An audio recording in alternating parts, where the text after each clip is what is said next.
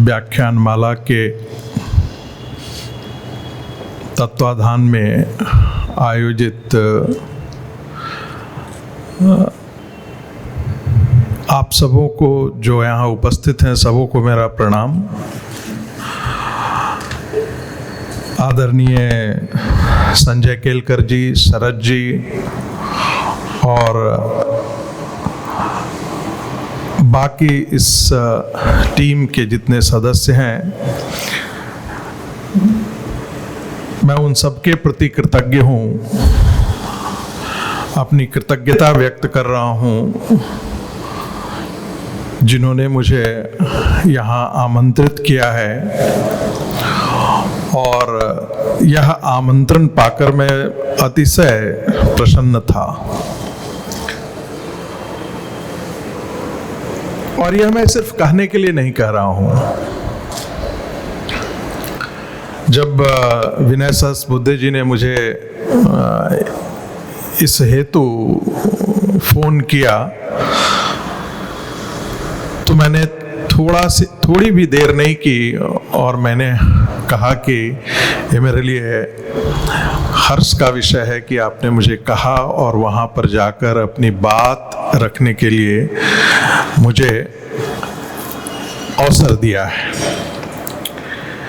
विगत 2 दशक से मैं पहले तो नहीं जानता था, मैं अपनी अनभिज्ञता जाहिर कर रहा हूँ, लेकिन पिछले 2 दशक से कोई 2008 या 9 का रहा हो, मैं जब 9 का जो चुनाव था लोकसभा, उससे पहले मैं इस संस्थान से परिचित हुआ था। और तब लगता था कि एक संघ परिवार के अंदर किसी स्वयंसेवक के मन की उपज है और यह एक संस्था सामान्य तौर पर काम करती है। लेकिन विगत 1 दशक के अंदर जिस प्रकार से अकादमिक जगत में भी इसने अपनी पहचान बनाई है, वह बहुत ही प्रशंसनीय है। और सच पूछिए तो मैं इसका जिक्र भी कर रहा था कि पिछले साल जून महीने में जब मैं दिल्ली विश्वविद्यालय के अंदर एक कोर्स शुरुआत करने जा रहा था, election management, political leadership, election campaign, ऐसे 2-3 पेपर्स थे, तो मुझे सहसा याद आया और मेरे एक मित्र ने भी इसका जिक्र किया, रामभाव प्रबोधिनी संस्थान के बारे में। और तब से मैं उत्सुक था कि मैं यहाँ आऊं, अपनी बात रखूं। मेरा जो विषय है वह आज़ादी का अमृतकाल जो हम मना रहे हैं उसके बारे में। यह भारत का अमृतकाल नहीं है, यानी कि आज जो कुछ हम बात कर रहे हैं, हम उस भारत के बारे में बात नहीं कर रहे हैं जिसके बारे में कभी महर्षि अरविंद ने लिखा कि सनातन धर्म और भारत दोनों एक दूसरे के पर्यायवाची हैं। महर्षि अरविंद ने जब कहा कि जब मैं कहता हूँ कि भारत उठेगा, इसका मतलब सनातन धर्म उठेगा, और जब मैं कहता हूँ कि भारत का पराभव है, इसका मतलब कि सनातन धर्म का पराभव है। तो मेरा जो व्याख्यान है इस बात तक सीमित है कि हम उस भारत की बात कर रहे हैं जो 1947 में टूटने के बाद जो हमें मिला। और यहाँ पावर पॉइंट प्रेजेंटेशन नहीं है तो वो शायद आपको आभास नहीं होगा, लेकिन मेरी इच्छा है कि एक बार आप गूगल पर जा कर के मैप, पावर पॉइंट होता तो मैं दिखा देता, मेरे लैपटॉप में है, आप उस भारत के नक्शे को जरा जरूर देखिएगा, जिस भारत को 1947 में हम जिसे कहते हैं आजाद भारत मिला, वह आजाद भारत अपने पूरे भारतवर्ष का एक कितना छोटा सा हिस्सा है, आपको उससे अंदाजा लगेगा। लेकिन जिस भारतवर्ष को आज हम देख रहे हैं, उसमें हमारे सरदार पटेल जी का सबसे महत्वपूर्ण स्थान है। नहीं तो पता नहीं हमें जोधपुर जाने के लिए पासपोर्ट लेना पड़ता, और न जाने इसी देश के अंदर कितनी रियासतों के पासपोर्ट हमारे पास होते, और हम पता नहीं कहां से कैसे कैसे जाते।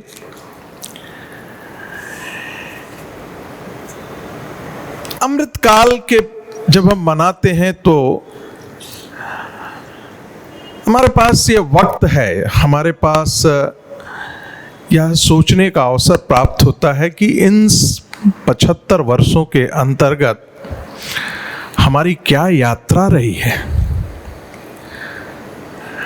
किसी भी देश के इतिहास के लिए उसके संवैधानिक यात्रा कोई 75 वर्ष की यात्रा कोई बड़ी यात्रा नहीं होती है।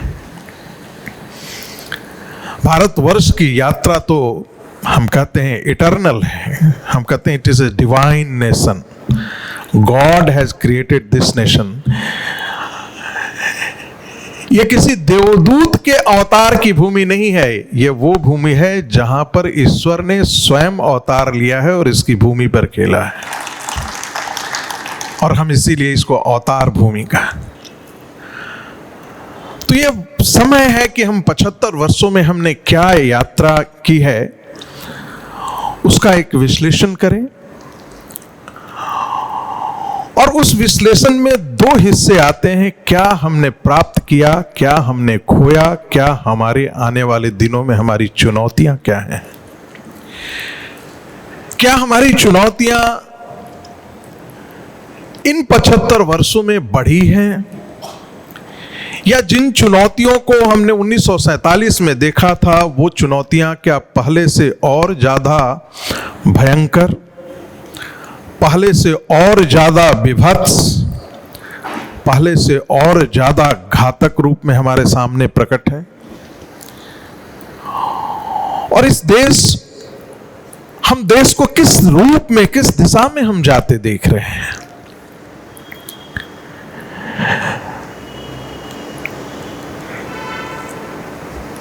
इस बात पर विचार करने का हमको वक्त मिलता है।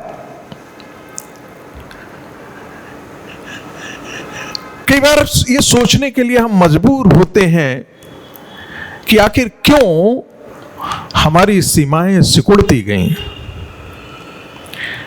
जब हम महाभारत का वर्णन देखते हैं भीष्म पर्व में, तो आप अंदाजा लगा सकते हैं कि कांधार से लेकर के प्राक ज्योतिषपुरम और रामेश्वरम तक कोई भारत का ऐसा जनपद नहीं है, कोई ऐसी नदियां नहीं है, कोई ऐसे पहाड़ और पठार नहीं है जिसका जिक्र नहीं है। यदि विष्णु पुराण में आप पढ़ते हैं तो एक विस्तृत भारत का हमें एक छवि प्रस्तुत होती है, और लगता है कि जैसे जिस व्यक्ति ने महाभारत की रचना की उसी व्यक्ति ने विष्णु पुराण की भी रचना की। इतनी श्लोकों के बीच में तारतम्यता दिखती है। बहुत दूर नहीं भी जाएं तो पाणिनि कालीन भारत जब हम देखते हैं तो उस भारत को आज के भारत से यदि हम तुलना करते हैं तो फिर लगता है कि हमारी सीमाएं कितनी सिकुड़ी हैं, हमारा विस्तार क्यों नहीं हुआ, हम कभी आक्रामक क्यों नहीं हुए। आक्रामकता हमारा स्वभाव कभी नहीं रहा, और गुरुदेव रविन्द्रनाथ टैगोर ने इसके लिए कहा है, हम इसलिए आक्रामक नहीं थे, हमने इसलिए कॉलोनी नहीं बनाई कि हम ताकतवर नहीं थे, हम ताकतवर थे। आप बड़ा हैरान होंगे कि चोलों की जो मिलिट्री पावर थी, खास करके नेवी पावर, इतनी ताकतवर थी कि साउथ ईस्ट एशिया के जितने ट्रेड होते थे, जितने जहाजें जाती थी, उन सबों का सिक्योरिटी का जिम्मा जो होता था वो चोलों के नेवी को होता था, और इसके लिए वो पैसे उनसे लेते थे कि मैं आपके जहाज को साउथ एशिया पे ट्रेड करने के लिए ले जा रहा हूं, जाने दे रहा हूं, हम सुरक्षा की गारंटी देते हैं, लेकिन इसके बदले में आप जो प्रॉफिट अर्न करते हैं उसका एक हिस्सा जो है आप हमें देंगे। और बड़े बड़े जहाज थे। रविन्द्रनाथ टैगोर ने कहा हम संपन्न थे, हम यूरोप की तरह हमारी स्थिति नहीं थी। वास्को डिगामा कोई दरिद्र भारत के लिए नहीं खोजने निकला था, कोलंबस कोई दरिद्र भारत ढूंढने नहीं निकला था। हम एक संपन्न राष्ट्र थे। लेकिन जब 1947 आता है, 1947 आते आते दुनिया की जीडीपी में हमारा मात्र 3% हिस्सा रह गया था। हम इस बात पर लौटेंगे। 1947 में हमें आजादी मिली, हमने गणतंत्र का रास्ता चुना, और इन 75 वर्षों में कुछ बुराइयां, कुछ कमियां, इन सबके बावजूद हमने अपने गणतंत्र और लोकतंत्र को जिंदा ही नहीं रखा है। समय के साथ यह और मजबूत होकर के निकला है और प्रखर होकर के निकला है। आज हम गर्व से कह सकते हैं कि भारत दुनिया का सबसे बड़ा लोकतंत्र है। सिर्फ यही नहीं कह सकते, हमने ट्रंप के चुनाव को देखा था कि किस तरह व्हाइट हाउस के आगे किस प्रकार से, जिसको बलवा कहते हैं, भीड़ तंत्र कहते हैं, वो अमेरिका के अंदर देखने को मिला है। और हमारे यहां जब भी कोई चुनाव हारा है, सहर्ष वो जाकर के, यदि विधानसभा का हो तो राज्यपाल को जाकर के अपना त्यागपत्र सौंप देता है। यदि केंद्र में सरकार कोई प्रधानमंत्री हारता है तो 2 मिनट नहीं लगता है, इलेक्शन का रिजल्ट आता है, उसके संध्या काल में जाकर के राष्ट्रपति को। लेकिन ट्रंप के साथ ऐसा नहीं हो रहा था। तो हम यह भी कह सकते हैं कि हमारे साथ बहुत सारे राष्ट्र, द्वितीय विश्व युद्ध के बाद बहुत सारे ऐसे राष्ट्र थे जिन्होंने आजादी पाई, वो हमारे साथ थे, जिन्हें हम तृतीय विश्व के देश कहते हैं। लेकिन वो कहीं ना कहीं वो मिलिट्री कूप, उनके यहां वो अपने जनतंत्र को उस तरीके से सुरक्षित नहीं रख सके। यूरोप के अंदर राइट टू वोट सभी को नहीं दिया गया था। शिक्षित और अशिक्षित के बीच में भेद किया गया था। जो शिक्षित थे उन्हें ही राइट टू वोट पहले दिया गया था, जो अशिक्षित थे उनको राइट टू वोट नहीं दिया गया था। महिलाओं को 1943 तक कई यूरोप के देशों में 1943 तक उनको वोटिंग राइट्स नहीं मिला था। और हम जब 1947 में आए आजादी प्राप्त करके, तो हमने सबों को मत देने का अधिकार दिया। यूनिवर्सल सफरेज जिसको हम लोग कहते हैं, हमने सबों को दिया। और तब पश्चिम के देश कहते थे कि देखना ये भारत बिखर जाएगा, क्योंकि लोकतंत्र की जड़ें यहां गहरी नहीं है। वे भूल गए थे कि हम 11वीं सेंचुरी में भी डेमोक्रेसी जीते थे।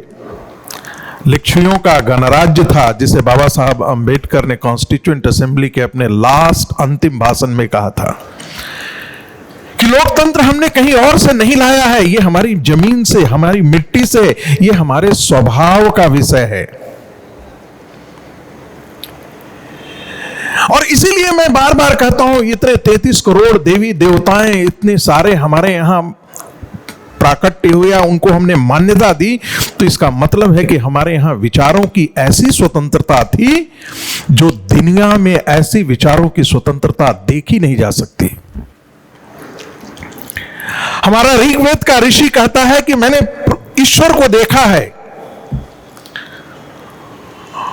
और कहते हैं हजारों हजार, पृथ्वी सूक्त का आप श्लोक पढ़ेंगे, हजारों हजार सूर्य के प्रकाश के समान वो प्रकाशवान है, लेकिन तुरंत कहता है नेति नेति न इति, ये अंतिम नहीं है, ये मेरा सत्य है, मैंने इसे देखा है।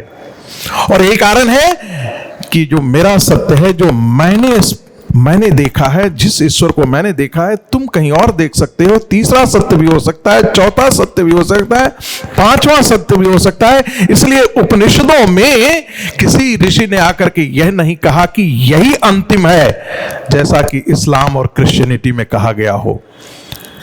किसी ऋषि ने नहीं कहा कि यही अंतिम सत्य है। इसीलिए जब हम भारत को परिभाषित करते हैं तो भारत एक ज्योग्राफिक इकाई नहीं है, एक भौगोलिक इकाई नहीं है। किसी नाम के आगे होने से यह एक विशेषण युक्त शब्द है, जिसे मैं कहता हूं भा का मतलब होता है प्रकाश और रत का मतलब होता है लीन। जो ज्ञान में लीन हो वही भारत है। ये हमारी परंपरा रही है, और इसीलिए इतने सारे पंथ, इतने सारे संप्रदाय, इतने सारे, और कोई आकर के हमारे मंदिर में शैव है, शाक्त है, वैष्णव है, सब एक ही मंदिर में होते हैं। कोई देवता एक दूसरे से नहीं झगड़ता है, और न ही उसके उपासक झगड़ते हैं।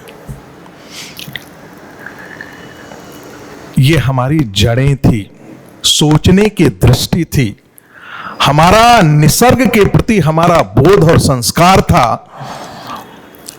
जिसने हमारी लोकतंत्र की गहरी जड़ों को गहरे तरीके से सींचा है। और यही कारण है कि हमारे बगल में पाकिस्तान और बांग्लादेश आए, वो हमारे ही हिस्से थे, उन्होंने भी लोकतंत्र की यात्रा शुरू की, लेकिन आपने देखा होगा समय समय पर वहां पर सैनिक तानाशाही के, लोकतंत्र कुछ ही और अल्पायु रही उनकी। आज भी वो लोकतंत्र के लिए तड़पड़ा रहे हैं, लोकतंत्र वहां खड़ा नहीं हो सका है। और यदि बांग्लादेश में थोड़ा बहुत खड़ा हुआ है तो उसमें भी भारत की भूमिका महत्व है, भारत की भूमिका बहुत बड़ी है। तो यह तो एक राजनीतिक भारत हुआ, इसमें कमियां हैं, जातिवाद है, क्षेत्रवाद है, ये सारी तमाम चीजों के बावजूद एक लोकतंत्र को एक मैच्योर डेमोक्रेसी को हम लोगों ने पिछले 75 साल के अंदर जिया है। हम कह सकते हैं, गौरवान्वित हो सकते हैं कि 1975 का एक बदनुमा दाग छोड़ दें तो भारत के अंदर कोई भी तानाशाह पैदा नहीं हुआ है। यह भारत की मिट्टी की सुगंध है, यह भारत के लोकतंत्र का सबूत है। एक जरा दूसरे परिप्रेक्ष्य में देखते हैं, अर्थतंत्र में हम आते हैं कि हम कहां से कहां पहुंच गए। मैंने आपसे जिक्र किया कि 1947 में 2.7 लाख करोड़ था हमारा जीडीपी, 2.7 लाख करोड़ का हमारा जीडीपी था पूरा, जो मैंने कहा कि दुनिया के जीडीपी का मात्र 3% हिस्सा था। आज 3.54 ट्रिलियन की इकोनॉमी है। जब यूपीए की सरकार थी तो हम 9वें स्थान पर थे। आज हम विश्व के 5वें सबसे बड़ी अर्थव्यवस्था हैं। और भारत के प्रति कहा जाता है कि आने वाली इस शताब्दी में दुनिया में अमेरिका के बाद 2 ही ऐसे देश हैं जो विश्व की अर्थव्यवस्था को एंकर करेंगे। एंकर का मतलब जिसको निर्वाह, जो ढो करके ले चलने की क्षमता जिसमें है, वो भारत अमेरिका के बाद, अमेरिका पीछे छूटेगा और चाइना और भारत दो विश्व की सबसे बड़ी आर्थिक ताकत आने वाले दिनों में हो जाएंगे और ये विश्व की अर्थव्यवस्था को आने वाले दिनों में सुनिश्चित करेंगे। इंडिया का एक्सपोर्ट जो है वो 1947 में $1.27 बिलियन के आसपास था। यूपीएस की सरकार में 312.6 बिलियन डॉलर था। आज जाकर के वो 660.5 बिलियन डॉलर का आज के दिन में हमारा, आप कह सकते हैं, वो एक्सपोर्ट है। ये कोई मामूली बात नहीं है, ये कोई छोटी बात नहीं है। और फिर भी लेकिन कटाक्ष होता है कि नरेंद्र मोदी की सरकार ने क्या किया है। एक्सपोर्ट दुगना हो गया है, यूपीए काल से लगभग दुगना हो गया है और ये पिछले 8 वर्षों का है। मैं इसलिए ऐसा नहीं कह रहा हूं कि मैं कोई भारतीय जनता पार्टी का या संघ मेरा बैकग्राउंड है और भारतीय जनता पार्टी का मैं समर्थन करता हूं। आंकड़े सच ही बोलते हैं, कैमरा झूठ बोल सकता है, क्योंकि ये इस पर बात पर निर्भर करता है कि कैमरे का चेहरा किधर है। एक बार आपने सुना होगा जब गोधरा कांड हुआ था तो राजदीप सरदेसाई का एक बड़ा कैमरा झूठ नहीं बोलता है, लेकिन हमने कहा था नहीं, झूठ बोलता है, डिपेंड करता है आप किसको दिखाना चाहते हो, किसको नहीं दिखाना चाहते हो। ये आंकड़े की बात मैं इसलिए कह रहा हूं कि हम कहां से कहां तक आए। हम पर कैपिटा इनकम कोई अंदाजा लगा सकता है कि 265 रुपया था हमारा, यानी साल में 265 रुपए। आज 1,28,000 रुपए पर कैपिटा इनकम। वैसे लोग कहते हैं कि 91,000 है, एक दूसरा आंकड़ा यह भी कहता है कि 1,28,000 पर कैपिटा इनकम है, यानी कि प्रति व्यक्ति आय जो है वो सालाना इतना है। ये ठीक है कि हम विकसित देशों की स्थिति में नहीं है। फॉरेन रिजर्व्स यदि हम आज के दिन में देखें तो दुनिया का एक बहुत बड़ा फॉरेन रिजर्व्स आज के दिन में हमारे पास है।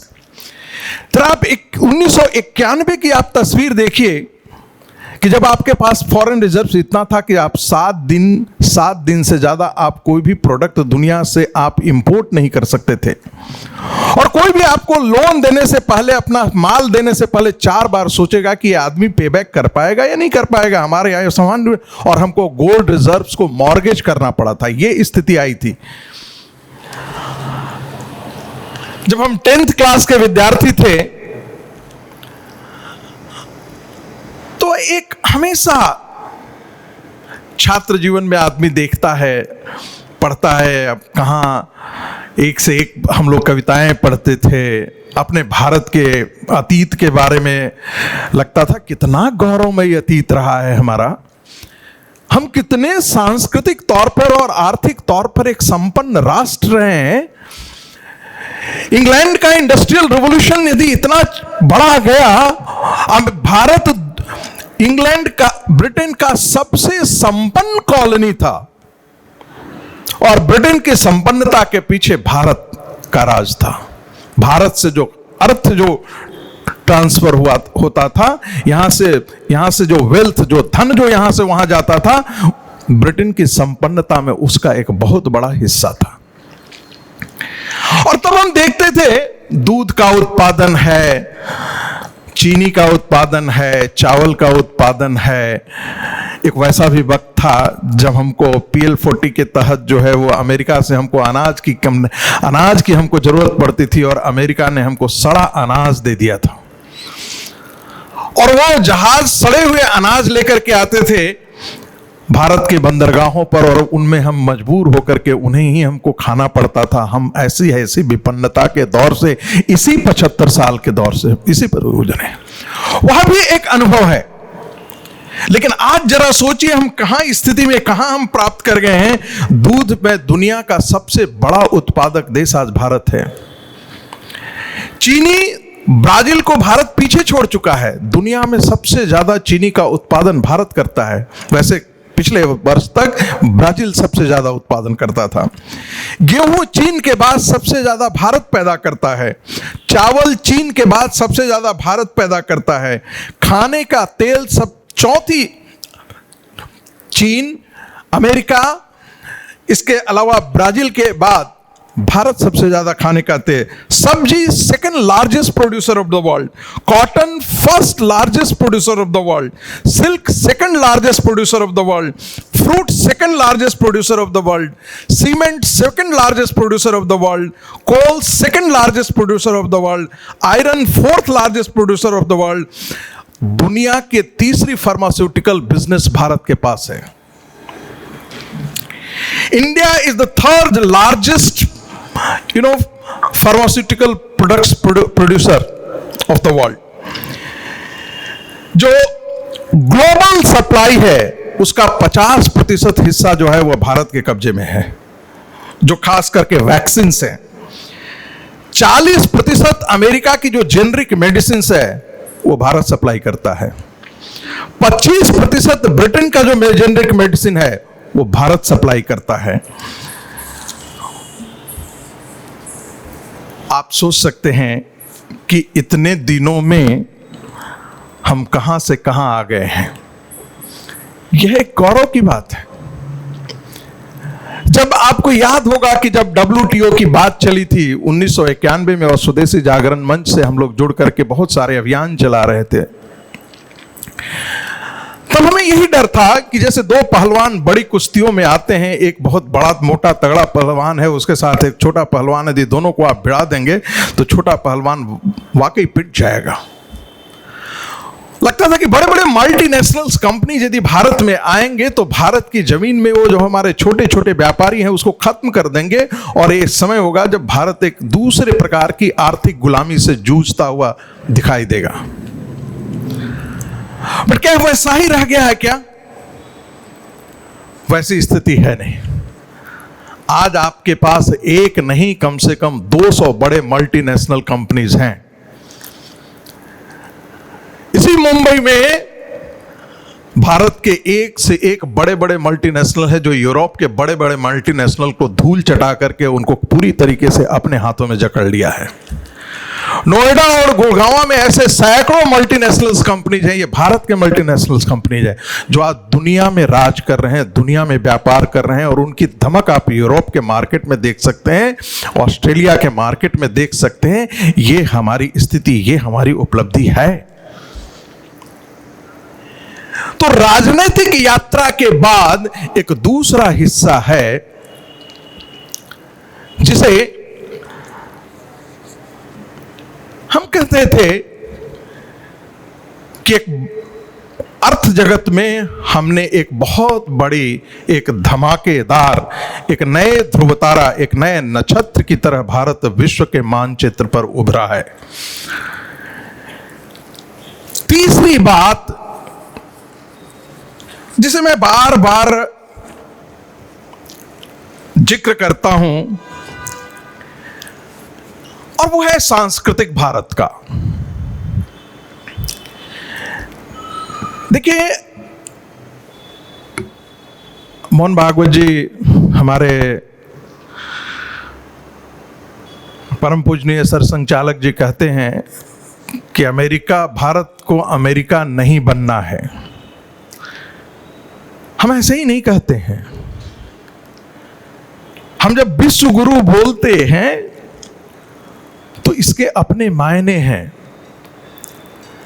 कभी नहीं कहा कि विश्व की सबसे बड़ी ताकत इसलिए बने ताकि हम दुनिया पर राज कर सके या दुनिया को नियंत्रित कर सके। नियंत्रण करना भारत की प्रकृति नहीं रहा है। पूरी दुनिया का मार्गदर्शन करना ही भारत की नियति रही है, वही उसका उद्देश्य रहा है, क्योंकि पूरी मानवता को इसी दृष्टि से देखा है। आज के जितने विचारधाराएं हैं उनमें आप देखेंगे कि सेल्फ और अदर्स का डिस्टिंक्शन होता है, हम और वे।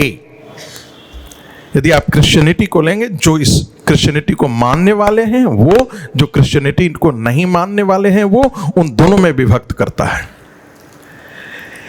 इस्लाम में जाएंगे, इस्लाम को मानने वाला हो या इस्लाम को नहीं मानने वाला हो, वी एंड दे।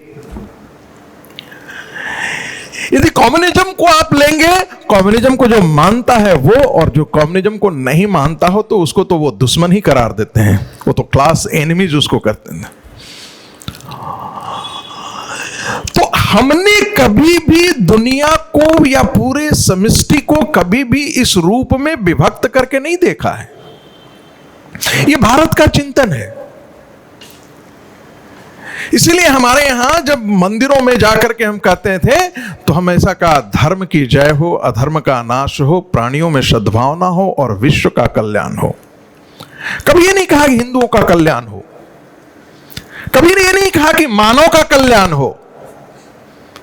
चाहे आप बुद्धिज्म देख ले, भारत के जितने धर्मशास्त्र हैं, जितने पंथ हैं, किसी ने यह नहीं कहा कि मनुष्य का कल्याण हो,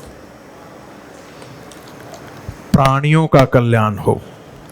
क्योंकि भारत में मानव जीवन नहीं था, भारत में लोक जीवन था। और लोक जीवन का मतलब ये पूरा का पूरा आज के दिन में जो, जिसको हम आप इन्वायरमेंट साइंस बोलते हैं, वो आज के दिन में बड़े बड़े साइंटिस्ट लोग कहते हैं डीप इकोलॉजी, शैलो इकोलॉजी, ऐसे ऐसे नए नए मुहावरे लेकर के आते हैं। आपको मालूम है किसने ये सब सारे दिए थे? भारत के हिमालय क्षेत्र में जो गरेड़िए थे, उन्होंने ये सब दिया है। शब्दावली उनकी रही है लेकिन विचार उनका था। क्योंकि जब यूरोप के लोग, ब्रिटेन के लोग और आयरलैंड के लोग जाकर के हिमालय की तराई क्षेत्रों में वो पेड़ों के बारे में कर रहे थे, तो काटने के जैसे ही प्रयास किया, बोला आप नहीं, इसको नहीं काट सकते हो। They have as much right to exist as you are. उनको भी जीने का उतना ही अधिकार है जितना आपने है। क्योंकि पूरा का पूरा जो अर्थ दर्शन है पश्चिम का, वो एंथ्रोपोसेंट्रिक है। सारी चीजें मनुष्य के लिए है, यानी कि all creatures are to serve the cause of the humans. हमने कभी ऐसा देखा नहीं। कभी आपने सोचा है कि हमारे यहां पक्षियां क्यों बोलती थी? आपने कहानियां पढ़ी होंगी, पंचतंत्र की कहानियां पढ़ी होंगी, बाणभट्ट की आत्मकथा आप पढ़ें। वो बाणभट्ट लिखते हैं, हमारे घर की सुख सारिकाएं वे वेदों का मंत्रोच्चार करती थीं। क्यों? क्योंकि हमने पशुओं, पक्षियों और वृक्षों में भी मानवीय संवेदना ढूंढा था।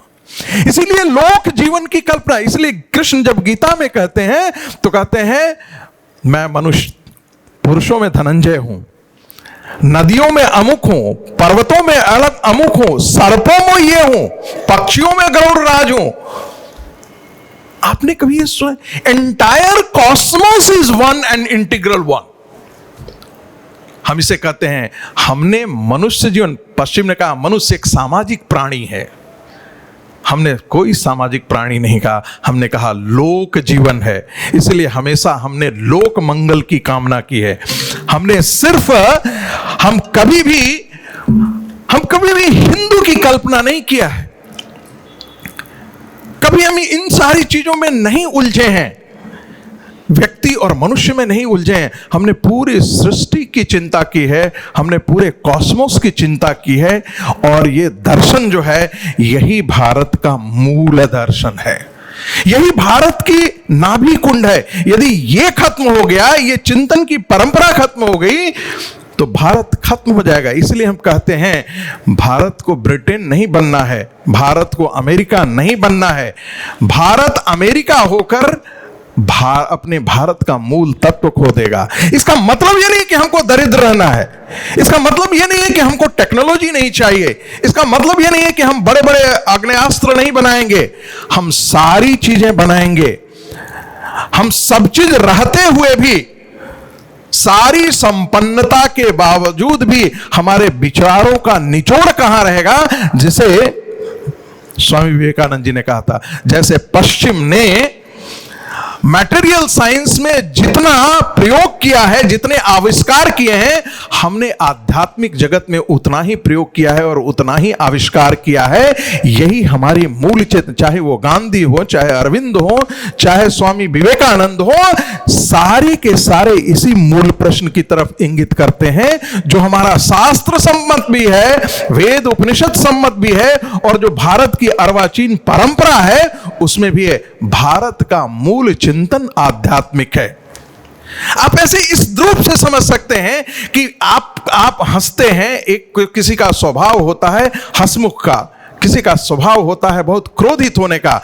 क्यों? क्योंकि जो चीजें आप में डोमिनेट करती है वही आपके स्वभाव का हिस्सा होता है। जब हम कंपाउंड बनते हैं तो पॉजिटिव रेडिकल्स होते हैं, नेगेटिव रेडिकल्स होते हैं। यहां पर केमिस्ट्री के प्रोफेसर बैठे हुए हैं, केमिस्ट्री के ज्ञाता, मैं डर करके ये बात बोल रहा हूं, लेकिन वो रेडिकल जो डोमिनेट करता है वही कंपाउंड का कैरेक्टर भी तय करता है। तो ये हमारे चिंतन को हम कैसे हैं, हमारी प्रकृति कैसी हो, हम भारत किस रूप में है, इस बात पर निर्भर करता है कि हमने बौद्धिक जगत में हमने कितनी उपलब्धियां हासिल की हैं, हमने आध्यात्मिक जगत में हमारे आध्यात्म का चिंतन कितना विस्तार है। हम नैरो माइंडेड अमेरिका की तरह या उनकी तरह की पूरी संपदा है, वो सारा का सारी संपदा जो है वो मनुष्य के भोग के लिए बना है, ऐसी हमारी कतई हमारी प्रेरणा का विषय नहीं हो सकता। लेकिन दुर्भाग्य देखिए कि भारत की चिंतन परंपरा का जो सबसे जो बड़ा वाहक हो सकता था, शिक्षा, संस्कृति और हेरिटेज, 70 साल में उनके हाथों आ गया, जिन्होंने इसका पूरा अपने सत्ता का नाजायज फायदा उठाते हुए भारत के मार्ग से काटने का सबसे ज्यादा प्रयास किया। आप अंदाजा लगा सकते हैं कि जब से गुटेनबर्ग यानी कि 16वीं सेंचुरी में जब से प्रिंटिंग प्रेस आया, तब से कितने बुक छपे हैं। यूएन के एक डेटा के अनुसार 150 मिलियन बुक छपे हैं अभी तक पूरी दुनिया में। एंशिएंट ग्रीक के पास कितने मैन्युस्क्रिप्ट थे, आप अंदाजा लगा सकते हैं? 12 से 13 हजार। और यहां सब पढ़े लिखे बॉम्बे यूनिवर्सिटी के वाइस चांसलर भी बैठे हुए हैं, शरद जी भी हैं, सब शिक्षा जगत से बहुत सारे और भी लोग होंगे। चाहे वो जब हम ज्ञान की बात करते हैं तो हमेशा प्लेटो और एरिस्टोटल तक चला जाता है। चाहे वो यूजेनिक्स की बात कीजिए, हम सीधे चले जाते हैं प्लेटो पर। मैं गलत बोल रहा हूं तो आप मुझे करेक्ट कीजिएगा। जब हम जेनेटिक्स की बात करते हैं, हम फिर वहीं चले जाते हैं। ऐसा मानो ग्रीक ही पूरे ज्ञान का उद्गम स्थली रही हो। भारत में कितना मैन्युस्क्रिप्ट है आपको अंदाजा होगा? 40 लाख एंशिएंट मैन्युस्क्रिप्ट हैं हमारे पास। सुना आपने? 40 लाख एंशिएंट मैन्युस्क्रिप्ट हैं और हजारों ऐसी लिपियां हैं जिनको आज तक हम पढ़ नहीं पाए हैं।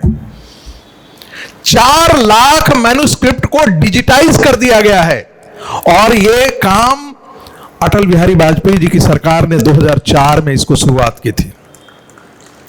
4 लाख मैन्युस्क्रिप्ट। और यह तब है जब नालंदा जैसा विश्वविद्यालय जला दिया गया।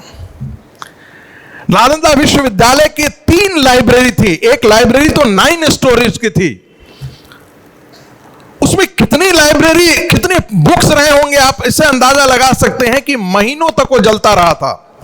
और वैसी 3 लाइब्रेरी, मल्टी स्टोरेज लाइब्रेरी थी। वो ऐसा विश्वविद्यालय था जिसके 6 कंपाउंड थे, 10,000 विद्यार्थी जिसमें पढ़ा करते थे, और 10,000 विद्यार्थी आवासीय रह करके पढ़ा करते थे। 2,000 शिक्षक हुआ करते थे। तक्षशिला में 10,500 विद्यार्थी पढ़ा करते थे। ऐसी बड़ी बड़ी लाइब्रेरियों को जला दिया गया, नष्ट कर दिया। इसके बावजूद भी 4 मिलियन मैन्युस्क्रिप्ट हमारे पास बचे हुए हैं। लेकिन दुर्भाग्य देखिए कि 2004 से पहले, भारतीय जनता पार्टी की सरकार से पहले, इसकी दिशा में किसी ने सुध ही नहीं लिया। आज भी हमारे देश में शारदा लिपि को पढ़ने वाले बहुत कम हैं। आपको पता हो कि जब 1872 में पहली बार सेंसस आया, 71 में, बाद में उसकी रिपोर्ट 72 में आई थी, तो हमारे यहां हमको बताया गया तुम मात्र 3% लिटरेट हो। जो देश फादर ऑफ सर्जरी पैदा करता हो, आज भी ऑस्ट्रेलिया में जो royal society, royal college of surgeons हैं, उनमें जो महान विभूतियों में जिनकी एक तस्वीर लगाई हुई है, उसमें सुश्रुत भी है। ओथ उनके नाम पर जर्मनी में लिया जाता है। हमें और आपको नहीं मालूम है। हम अपने यहां नहीं, हम अपनी ही विद्या को इतने निकृष्ट तरीके से देखना शुरू किए, और किसी भी विश्वविद्यालय में इसके बारे में पढ़ाई नहीं जाती है। किसी भी विश्वविद्यालय में नहीं पढ़ाई जाती है। पाणिनि का अष्टाध्यायी पढ़े, वो भारत के पूरे भौगोलिक मानचित्र, ऐतिहासिक मानचित्र, क्या सारे ग्रंथों का सार निकाल करके पाणिनि के जाए। बौधायन का शल्व सूत्र पाइथागोरस प्रमेय के 3000 वर्ष पहले का है। 1200 से 900 ईसा पूर्व की बात हम कर रहे हैं, तब बौधायन का शल्व सूत्र था, जिसे आप पाइथागोरस थ्योरम कहते हैं। वो सूत्र था, संस्कृत में लिखा हुआ, मुझे याद नहीं रहता है संस्कृत का। जिस वास्को डी गामा को अफ्रीका से लेकर के भारत के तट तक लाया, वो लैटिट्यूड की जानकारी, खास करके समुद्र के अंदर, उसको नहीं मालूम था। यदि पुर्तगीज को मालूम होता तो उधर नहीं वो चला जाता। कोई आदमी कोलंबस उधर नहीं चला जाता। और उसने देखा, ये डॉक्यूमेंटेड है, ये रॉयल सोसाइटी ऑफ इंग्लैंड में ये डॉक्यूमेंटेड है। हम अपने यहां करते तो कहता है तो आरएसएस वाला है इसलिए ऐसा बोल रहा है। ऐसा नहीं है। इसलिए मैं उनको कोट कर रहा हूं, ये जानबूझ करके मैं कोट कर रहा हूं।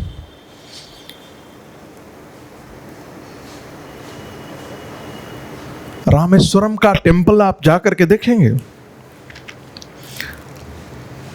1200 से ज्यादा पिलर्स खड़े हैं।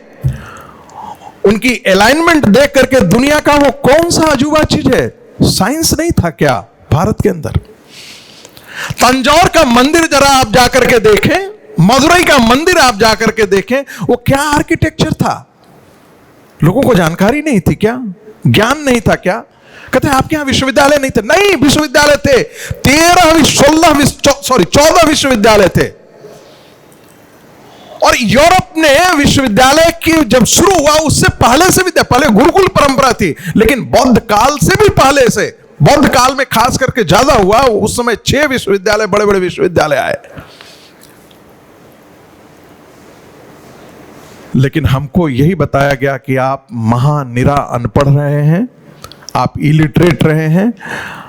1872 में सेंसस, 1871 के बाद कहा गया आपकी 3% लिटरेसी है, और 1941 के सेंसस तक कहा गया कि आप 16% लिटरेट हैं। आज हम 74% लिटरेट हुए हैं। 73 दशमलव कुछ प्रतिशत है, 74% मान लेते हैं मोटा मोटी हम आज लिटरेट। लेकिन शिक्षा जगत को, जो भारत की भारतीयता, भारतीय चिंतन का मूल स्रोत को जो एंकर कर सकता था शिक्षा, वो नेपथ्य में चला गया। इतने सारे मैन्युस्क्रिप्ट होने के बावजूद भी ना हमने उसको पढ़ने की सोची, ना हमारे पास, ना हमने उसको कहीं परिचय दिया। आपको बड़ी हैरानी होगी, मुझे पता नहीं है दिल्ली मुंबई विश्वविद्यालय में क्या होता है, बट आप दिल्ली यूनिवर्सिटी में संस्कृत भी अंग्रेजी में पढ़ाया जाता है। आप सोचें, कभी सोचा होगा आपने? संस्कृत की पढ़ाई अंग्रेजी में होती है। संस्कृत में एमए किया हुआ व्यक्ति संस्कृत बोल नहीं सकता है। ये मैं बहुत गंभीरता से कह रहा हूं। संस्कृत गुरुकुलों तक सीमित रह गया है और हम बार बार कहते हैं कि संस्कृत हमारा खजाना है। आपकी पूरे एक मैक्स मुलर बाहर से चल करके आता है, भारत के अंदर काम करता है, 6 साल तक काम करता है, 10 साल काम करता है और वो भारत पूरा का पूरा संस्कृत साहित्य को बैठ करके उसका भाष्य कर डालता है। हमारे यहां लिपियों के अंदर आप अंग्रेजी को जरा आप देखिएगा, जो बंगाल में जो अंग्रेजी बोलता है उसका एक्सेंट अलग होगा, जो साउथ इंडिया में बोलेगा उसका अलग होगा, मराठा वाले का अलग होगा और बिहारियों का अलग होगा। संस्कृत में कभी आप सोच सकते हैं?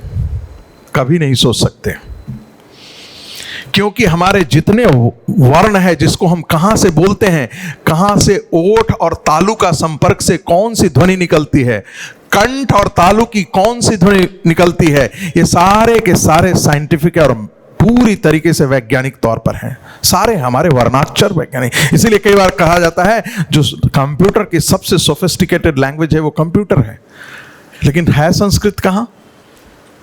संस्कृत है? और आज भी हम उस दिशा में बहुत ज्यादा काम कर रहे हो ऐसा नहीं है। 1947 में हमारे पास 25 या 26 यूनिवर्सिटी थे, आज हमारे पास 1047 यूनिवर्सिटी हैं, 44,000 कॉलेजेस हैं, हम 34,000 पीएचडी प्राप्त करते हैं। अब मुझे लगता है कि अमेरिका में 68,000 के आसपास साल में पीएचडी ये करते हैं, प्रोड्यूस करते हैं। उसके बाद जो है वो भारत, चाइना, यही दो हैं जो कंपीट कर रहे हैं जो पीएचडी पर। लेकिन हम सब जानते हैं कि हमारे पीएचडी का स्तर क्या है। दुनिया की रैंकिंग में हम रोज इस बात के लिए संघर्ष कर रहे हैं कि दुनिया के 200 विश्वविद्यालयों में हम कहीं आकर के खड़े हो जाएं। एक समय था जब दुनिया के बड़े बड़े अरब से, यूनान से, चाइना से हमारे विश्वविद्यालयों में पढ़े और हम अपने यहां आज करें, हम हार्वर्ड का यहां पर केंद्र खोलेंगे, हम येल का खोलेंगे, हम अपनी ज्ञान परंपरा को, हम ये नहीं कह रहे हैं कि हम अपने विश्वविद्यालय, हम दिल्ली यूनिवर्सिटी को इतना सक्षम नहीं बनाया कि वो जाकर के ब्रिटेन में व्यापार कर सके और ब्रिटेन को टक्कर दे सके। वहां के यूनिवर्सिटी में हम अपने अध्ययन केंद्र को इतना मजबूत और शक्तिशाली कर सके ताकि वह दुनिया को दिशा दे सके। यदि उनके विश्वविद्यालय भारत के अंदर आएंगे तो फिर तो वही करेंगे। शिक्षा उनके लिए व्यापार की वस्तु है, शिक्षा हमारे लिए व्यापार की वस्तु नहीं हुआ करती थी। यदि वानभट्ट की आत्मकथा पढ़ेंगे तो वान लिखते हैं कि हमारे पिता सुबह यज्ञ की वेदी पर बैठते थे, यज्ञ की वेदी से उठते थे तो दिन भर अध्यापन का कार्य करते थे, फिर शाम में फिर यज्ञ की वेदी पर बैठते थे, उसके बाद फिर अध्यापन करके और तब वो विश्रांत के लिए सोने के लिए चले जाते। यही शिक्षक का धर्म था, यही शिक्षक का धर्म था। और तब वो ऐसा शिक्षक, कालिदास का प्रसंग आता है, कालिदास का प्रसंग आता है कि राजा दुष्यंत शिकार करते करते जो है वो एक आश्रम में प्रवेश कर जाते हैं।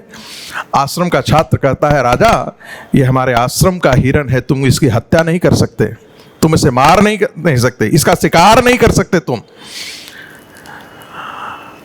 राजा प्रश्न करता है कि अरे, दुष्यंत प्रश्न करते, मैं आश्रम में आ गया हूं।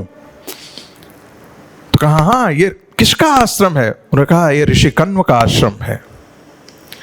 और कालिदास का वर्णन, अद्भुत वर्णन है।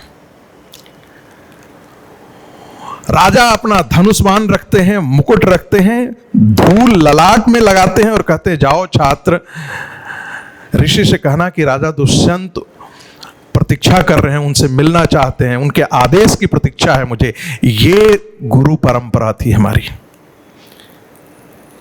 ये गुरु परंपरा थी।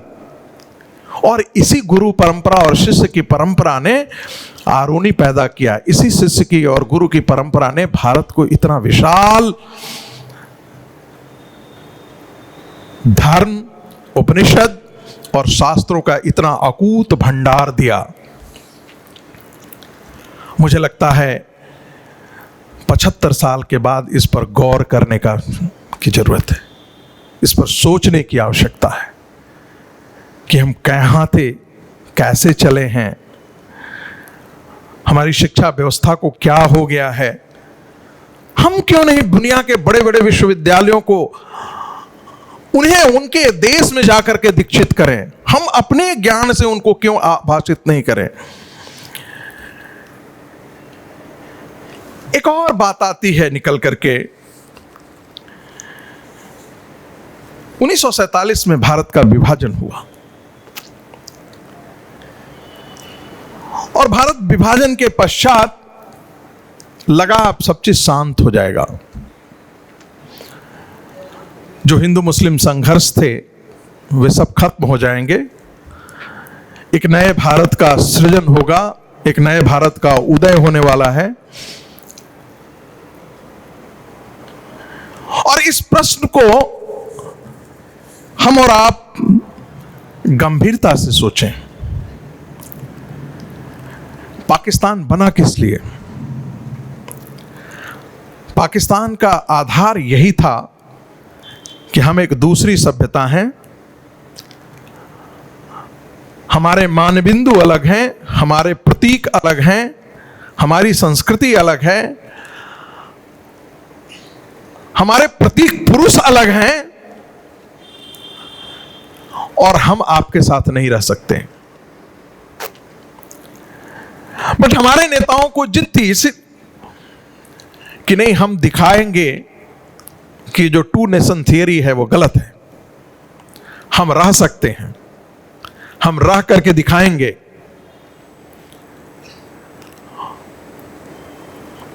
और हम रह करके दिखाएंगे तो उसी संदर्भ में जो पॉपुलेशन एक्सचेंज की जो बात थी वो वहीं की वहीं खत्म हो गई। अंबेडकर चाहते थे, श्यामा प्रसाद मुखर्जी चाहते थे, जैसे यूरोप के अंदर पॉपुलेशन का ट्रांसफर हुआ था, हम लोगों ने 10 लाख से ज्यादा लोगों की जानें गंवाई हैं।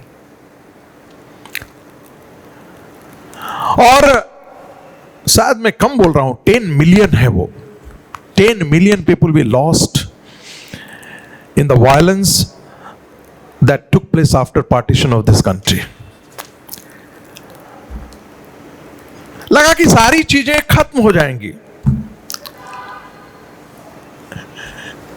लेकिन क्या स्थितियां बदली हैं? मेरा ऐसा आकलन है, आप उसे दुरुस्त कर दीजिएगा, स्थितियां पहले से बदतर हुई हैं। मुझे नहीं लगता था कि सर तन से जुदा जैसे नारे भारत में 1947 में खुलेआम गलियों में हुआ करते थे, जो इस प्रकार का हम लोगों ने देखा है।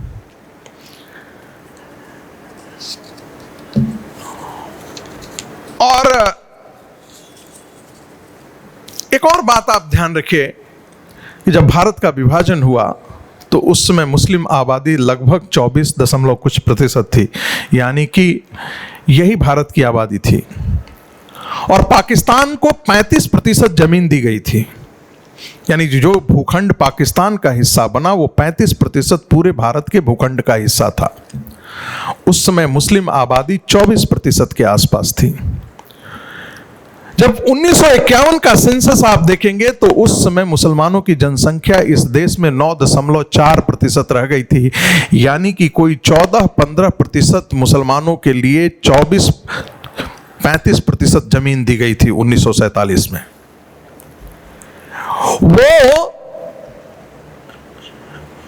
वो जनसंख्या आज के दिन में आधिकारिक तौर पर 2011 के सेंसस के अनुसार 14.6% के आसपास है। आज की जनसंख्या यदि आप मानेंगे तो वो लोग मान करके चलते हैं, जितने भी स्टैटिस्टिक्स के जानकार हैं वो मान करके चलते हैं कि ये आबादी 18 से 20% के आसपास की होगी। मैं ऐसा इसलिए कह रहा हूं, मैं इसे क्यों, इस बात पर क्यों जोर दे रहा हूं, और इसका लेना देना है, इसका बहुत बड़ा लेना देना। एक फूल के बागीचे में, गुलाब के बागीचे में बहुत बड़ा गुलाब का बागीचा हो और वो उसमें एक बरगद का या कोई और वृक्ष हो जाए तो उससे कोई फर्क नहीं पड़ता है। यदि गुलाब के बागीचे में यदि गेंदा का आ गया तो वो फिर गेंदे का बागीचा हो जाएगा, वो गुलाब का बागीचा नहीं रह जाएगा। जो लोग कहते हैं कि जनसंख्या से क्या अंतर पड़ता है, अंतर पड़ता है। जो हिस्सा आज गांधार है, जो हिंदा कभी हमारी सीमाएं अफगानिस्तान और ईरान तक जाया करती थी, कभी सोचा है वो सीमाएं जो कहते हैं कि अरे इससे क्या होता है, वो ये भूल जाते हैं कि एक समय हमारी सीमाएं अफगानिस्तान तक जाती थी और इधर बर्मा तक जाती थी, हम सिकुड़ करके एक हिस्सा बने कर रह गए। इसका अंतर होता है, और इसका अंतर इसलिए हम क्यों कहते थे कि मार्क्सवाद ये हमारे भारत के दुश्मन है, क्यों ऐसा क्यों सोचते थे? मैंने शुरू में कहा कि हमारे यहां आइडियोलॉजिकल एंड इंटेलेक्चुअल डिटर्मिनिज्म की कोई परंपरा नहीं रही है। जब मैं आइडियोलॉजिकल और इंटेलेक्चुअल डिटर्मिनिज्म बोलते हैं तो इसका मतलब है कि मैंने जो सोचा है, मैंने अंतिम सत्य प्राप्त कर लिया है, इसी सत्य को आगे ले जाना है, यही अंतिम सत्य है, यही निकष है, यही उपसंहार है, यही लक्ष्य है। मार्क्सवाद ने कहा कि ये क्लासलेस सोसाइटी, ऐसे ही क्लासलेस सोसाइटी बनेगा, और उसके लिए दुनिया में इतना रक्तपात किया, इतने रक्तपात किया। हम माओ का कल्चरल रिवॉल्यूशन जानते हैं, लाखों लोगों को मारा, स्टालिन ने लाखों लोगों को मारा, रसिया में लोगों को मारा, कहां कहां बड़े बड़े एक से एक नरसंहार। हिटलर को लोग बोलते, लेकिन हिटलर से ज्यादा नरसंहार इन लोगों ने किया। क्रिश्चियनिटी क्रूसेड के नाम पर दुनिया में उतना ही आतंक फैलाया जितना आज के दिन में इस्लामिक रेडिकलिज्म का है। जब आप क्रूसेड्स के आप इतिहास पढ़ेंगे तो उस समय भी पूरा का पूरा यूरोप हेजेमनाइज हुआ। इस्लाम जहां जहां गया वहां पर उसने माइनॉरिटी को जिंदा नहीं रहने दिया। वो सारा का सारा, यदि सेंट्रल एशिया यदि आप देखेंगे तो पूरा का पूरा इस्लामाइज हुआ। यदि आप क्रिश्चियनिटी को देखेंगे तो पूरा का पूरा यूरोप होमोजेनाइज कर दिया। भारत एक अकेला देश था जहां न तो यहां पूरा कन्वर्ट कर पाया, न तो क्रिश्चियनिटी कन्वर्ट कर पाई, न इस्लाम पूरी तरीके से कन्वर्ट कर पाया। लेकिन टकराव कहां है? यह एक वैचारिक, एक सोच की टकराव है, क्योंकि ये तीनों आइडियोलॉजी, चाहे वो कम्युनिज्म हो, चाहे वो मैकाले हो, या यानी कि मार्क्स, मैकाले और मुस्लिम, इनको हम कहते थे ये भारत के सोच के विपरीत हैं, क्योंकि ये तीनों आइडियोलॉजिकल डिटर्मिनेशन, ये अंतिम सत्य कहते हैं। मैंने जो देखा है वही अंतिम सत्य है, इसके अतिरिक्त और अंतिम सत्य नहीं है। और यही संघर्ष का रास्ता तय करता है। और यदि मैं डिटेल देता, चूंकि समय 10 बजे ये पूरा खत्म करना है, आज के दिन में 128 ऐसे जिले हो गए हैं जहां पर वो भविष्य तय कर सकते हैं आने वाले दिनों में, जहां उनकी आबादी 25% से ज्यादा हो गई है। मैं जिक्र करता उसके बारे में। यह एक बड़ी समस्या है। इसे सामान्य तरीके से, इसे आसानी से आप यदि छोड़ दें तो मुझे लगता है कि हम अपने साथ न्याय नहीं कर रहे हैं, या हम ठीक नहीं कर पा रहे हैं इन सब चीजों को लेकर। मुझे ऐसा लगता है कि इन सारे बिंदुओं पर एक गहन चिंतन की आवश्यकता है। और इसी विमर्श से 2014 एक भारतीय राजनीति में एक नया प्रादुर्भाव होता है, एक नई दिशा आती है, एक नया सोच आता है। जिस जमीन को अयोध्या मूवमेंट ने खड़ा किया था, जिस जमीन की शुरुआत जो है वो 1967 में काउ प्रोटेक्शन मूवमेंट से शुरू हुआ था, उस जमीन की यदि हम देखें, उसका दूसरा स्टेज अयोध्या मूवमेंट था, और मैं तीसरा स्टेज मानता हूं जो 2014 का था, जिसमें भारत में एक नए राष्ट्रीय नेतृत्व का उदय हो रहा है। आप याद कीजिए, मैं अपनी बात बहुत कट शॉर्ट 3-4 मिनट के अंदर खत्म करूंगा शरद जी। आप याद कीजिए कि 1900 अयोध्या मूवमेंट के समय इस देश में 4 धाराएं काम कर रही थी। एक जो सांस्कृतिक आंदोलन के रूप में अयोध्या की धारा थी, अयोध्या का सांस्कृतिक आंदोलन की धारा। दूसरा, उसी समय मंडल कमीशन की एक धारा थी, जिसे आप सामाजिक न्याय की धारा बोल रहे हैं। और मंडल वर्सेस कमंडल, ये पूरा एक वातावरण विषाक्त करने की कोशिश की जा रही थी कि जो लोग मंडल के अगेंस्ट है वही कमंडल लेकर घूम रहे हैं। उसी समय सोवियत यूनियन का पतन हुआ था, यूरोप के अंदर कम्युनिज्म का पराभव हुआ था, और भारत के अंदर भी ग्लोबलाइजेशन उसी समय, हम उस समय री इन्वेंटिंग गवर्नमेंट की बात करने शुरू कर दिए थे कि भारत राज्यों को और सरकारों को नए तरीके से परिभाषित करने था। उस समय 2 धाराएं निकल करके आई थी, एक स्वदेशी और एक ग्लोबलाइजेशन। और ये सारी धाराएं एक दूसरे के परस्पर टकराव में थी।